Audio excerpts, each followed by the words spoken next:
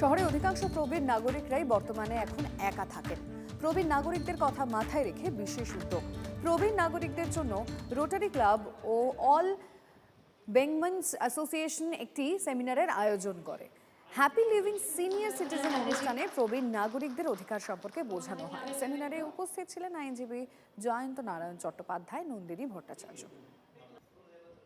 আমাদের সোসাইটিতে যারা সিনিয়র সিটিজেন আছেন তাদের অনেক রকম প্রবলেম ফেস করতে হয়, কারণ আজকাল আমরা নিউক্লিয়ার ফ্যামিলি হয়ে গেছি। ছেলেমেয়েরা বাইরে থাকেন, বাবা মার সেরকম দেখাশোনা করার জন্য ছেলেরা থাকতে পারেন না। তার ফলে তাদের একাকিত্বর সময়ে তারা অনেক রকম সমস্যা ফিল করেন। একটা ফোরামে আমরা যদি এই চারজন বিশিষ্ট স্পিকারকে আমরা এনেছি, তারা তাদের ফিল্ড অফ এক্সপিরিয়েন্স থেকে এই সিনিয়র সিটিজেনদের গাইডেন্স দেবেন, কি করা উচিত, কি করলে কি সুবিধা পেতে পারেন। সেই জন্যে মূলত এই প্রোগ্রামটা করা হচ্ছে।